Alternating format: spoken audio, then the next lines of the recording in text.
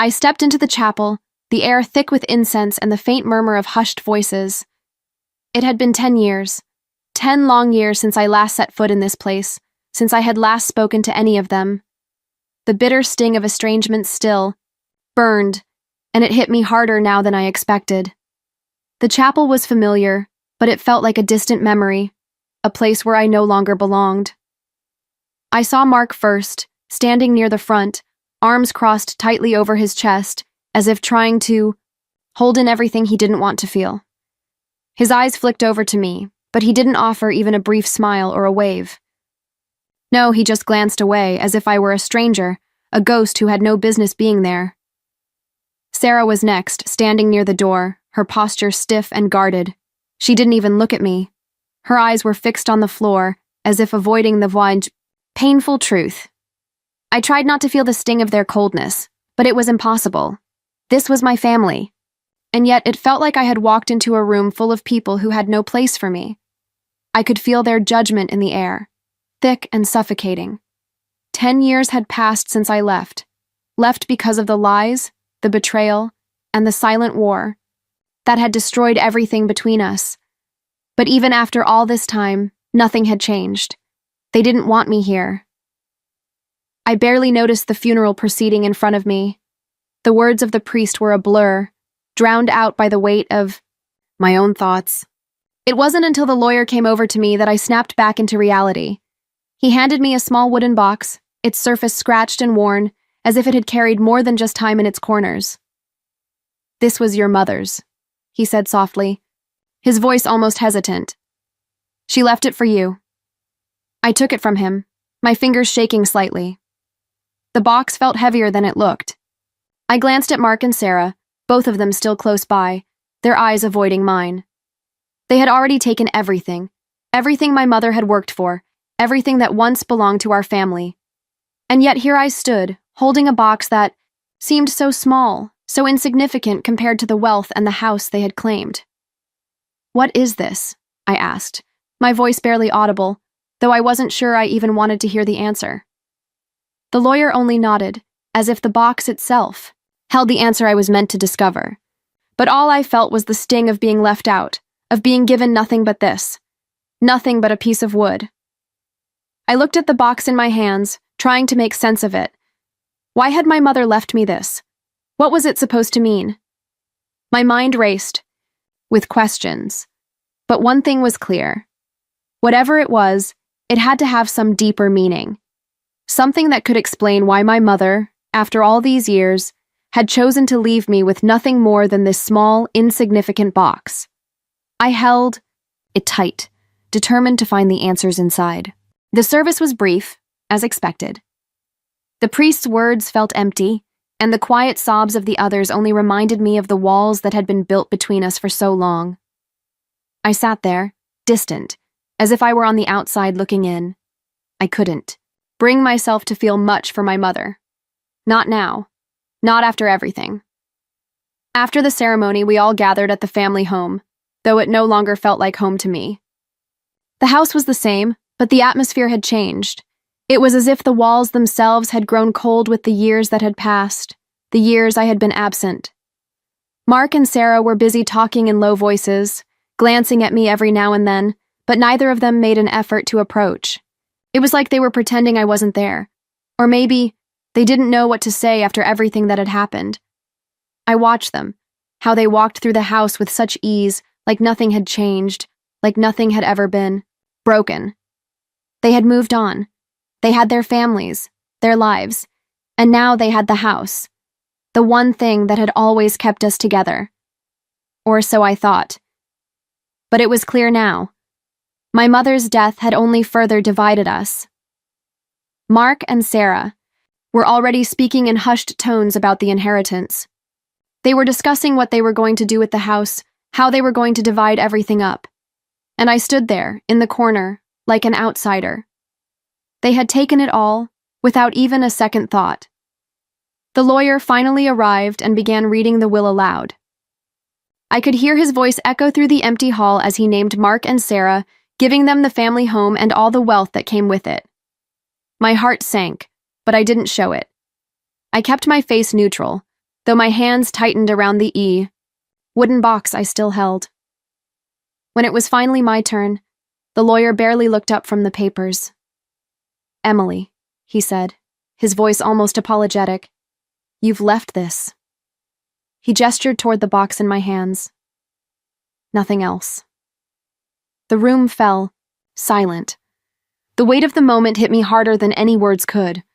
I felt a surge of bitterness rise within me.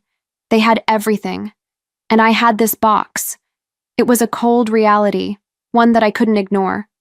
Mark and Sarah exchanged uneasy glances, their guilt written clearly on their faces. But it was too late for apologies now. Too late to fix the years of hurt, the silence, the distance. All I could think about was why. Why had my mother left me nothing but this? I sat in the living room, the wooden box in my lap, my fingers tracing its edges as if it might hold the answers to questions I had been asking for years. My mind was racing with possibilities, with doubts and fears I couldn't shake. What had my mother meant by leaving me this box? Why now, after everything? I couldn't help myself. I needed to know. Slowly, I opened the box, feeling the weight of the moment pressing down on me. Inside, there was nothing but a folded piece of paper. It was old, the edges worn and creased as if it had been handled many times. My mother's handwriting was unmistakable, even though it had been years since I'd seen it. I could almost hear her voice in my head as I carefully unfolded the letter. It was short. Too short. 3 words. Just 3 words. It was you. I stared at the words, my mind going blank. What was this supposed to mean? The room around me seemed to fade as I read those 3 words again, hoping for some kind of clarity that never came. The silence in the room grew unbearable. Mark and Sarah were watching me now, their eyes wide with confusion, and I could feel their discomfort settling over the space like a heavy fog. I had to say something. I stood up, the letter trembling, in my hands. It says, "It was you." I forced the words out, unsure of how to even begin processing what this meant. The letter seemed to be directed at someone, but who? Was it meant for me? Or was it a message to one of my siblings? Was I being accused of something? Mark shifted uncomfortably, his face turning slightly pale. Sarah looked away, her fingers nervously tapping the edge of her purse. The lawyer, standing near the door, seemed just as uneasy, his eyes darting around as if he was waiting for the ground to swallow him up. No one spoke. The silence was deafening. It was as if the entire world had paused, waiting for someone to explain. But there were no explanations to be found. Just the letter. Just those 3 words.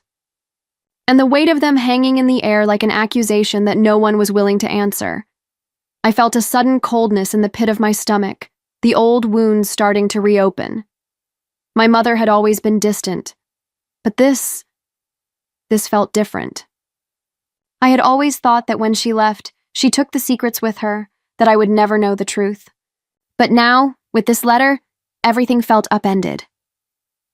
"Mom," I whispered, more to myself than to anyone else. But there was no answer, just the echo of my own voice bouncing off the walls. I had to know what this meant. The truth was out there, buried somewhere in the past, and I couldn't leave it behind. I had to connect the dots. But first, I needed to understand what my mother had been trying to tell me with those 3 simple words. I couldn't sit still any longer. The letter in my hand, the words echoing in my mind, had to be addressed. My family, my siblings, had to face the truth. I could feel the air growing heavier with each passing minute, the tension between us, becoming palpable. No more silence. No more pretending everything was fine. It was time to confront what had been buried for so long. I stood in the living room, the walls around me feeling smaller, more confining. Mark and Sarah were sitting by the window whispering, exchanging glances that spoke volumes I had never been a part of. I wasn't going to wait for them to make the first move, not anymore. "I need to know what this means," I said, holding up the letter. My voice was calm, but I could feel the heat rising in my chest. "It says, 'It was you.' Who is it meant for?" Mark's eyes shifted, avoiding mine. He cleared his throat. I don't know what you're talking about, Em. Don't lie to me, Mark, I snapped, stepping forward. You've always been the one to cover everything up, to pretend like nothing ever happened. But I'm done pretending. I pointed to the letter in my hand. What does it mean? What is Mom trying to say? Sarah shifted uncomfortably in her seat, her fingers fidgeting with the edge of her sleeve. She wasn't saying anything, but I could see her mind working. She wasn't innocent in this either. They both had known something I didn't. Maybe. It's time you stop digging into things you don't understand, Mark muttered, standing up. There was anger in his voice now, but it wasn't the kind of anger that came from strength. It was defensive, desperate. No, I said, my voice rising. I need to understand. This is about all of us, isn't it? Everything that's happened. All the things that were hidden from me. From everyone. And now, this letter. You think I'm just supposed to let it go? The room fell silent, and I could feel the weight of their guilt pressing down on us. Mark and Sarah were trapped, caught between the lies they had told and the truth they had kept from me. I wasn't the outsider anymore. They were. You've always thought you could shut me out, I continued, my words cutting through the quiet. You took everything from me, Mom's love, the family, the home, and now you're pretending I don't matter. Well, I do. I always have. Mark's face twisted in anger. You left. You walked away from all of us. You gave up the family. And now you want to act like we're the ones who betrayed you? That hit harder than I expected, but I didn't back down. You shut me out. And when I came back, you gave me nothing but this. I waved the letter at them. This meaningless box. You think you can erase me from the family? Pretend like I don't have a right to know the truth? Sarah looked up then, her eyes wide, full of something I hadn't expected. Regret, maybe.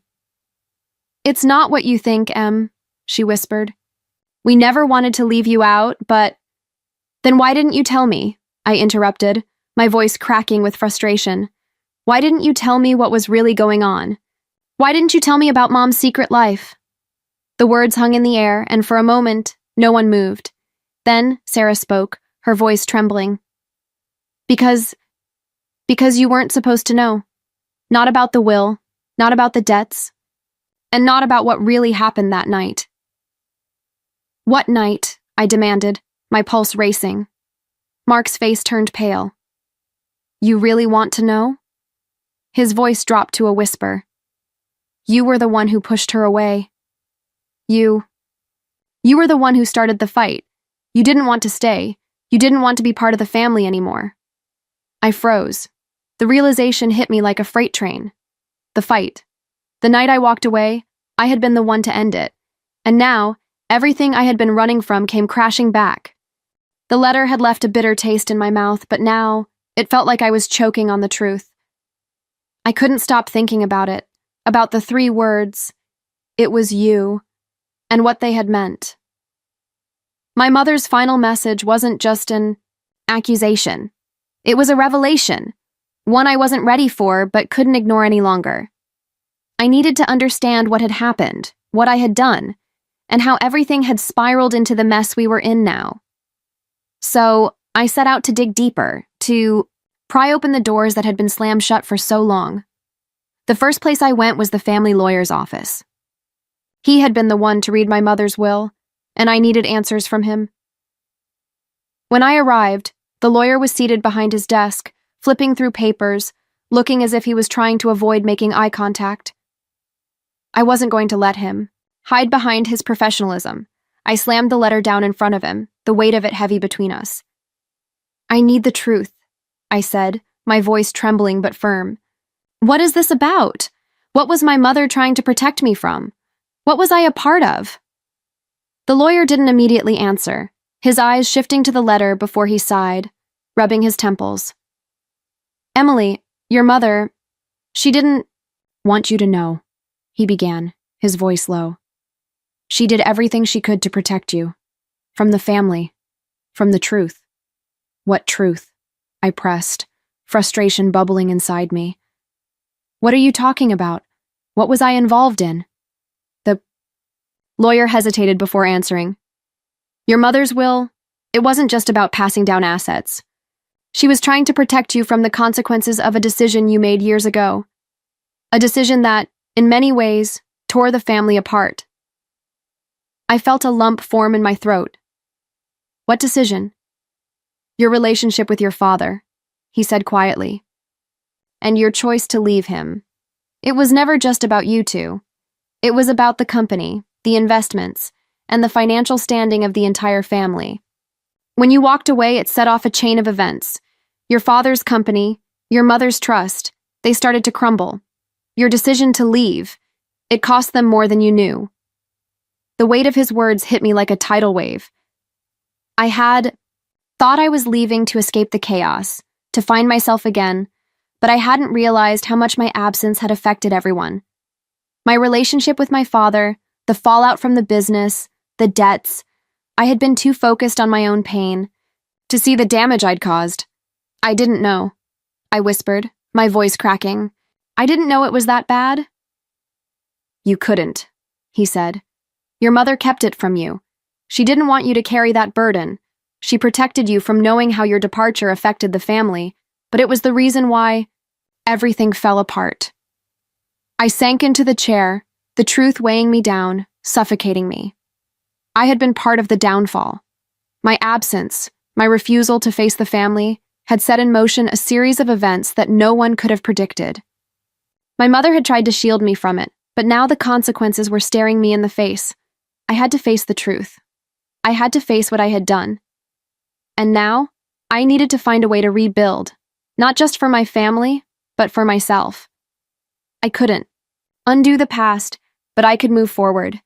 I had to find peace, even if it meant confronting the demons I had been running from for so long. The family home felt suffocating, each room filled with the weight of the past.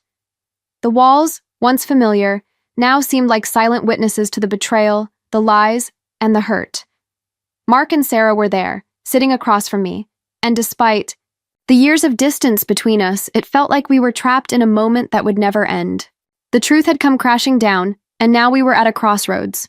I could feel the rage rising within me, the anger at what they had done, at how they had shut me out, at how my absence had been turned into a tool for their advantage. But revenge would be hollow. It wouldn't change anything. I had spent so many years running from my family, from the pain, from the truth. But I couldn't keep running anymore. I had to decide who I was going to be, someone trapped in bitterness, or someone who could rise above it all. Mark, Sarah, I began, my voice quieter than I had intended. I don't know what to say. You both know what you've done. You've taken everything Mom worked for, everything that was supposed to be shared. But I can't keep holding on to this anger. I'm tired of it. Sarah looked at me, tears in her eyes. Emily, I'm sorry. I never wanted to hurt you. I never wanted things to be this way. Her voice cracked, and she looked away, ashamed. But I didn't know what else to do. I was just following Mark, just trying to protect myself. Mark, sitting stiffly beside her, spoke next. I know we screwed up, Em. I know I pushed you away. I shouldn't have, but I did it because I thought it was the only way to survive. I was scared. His words were a mixture of regret and guilt. I'm sorry for everything.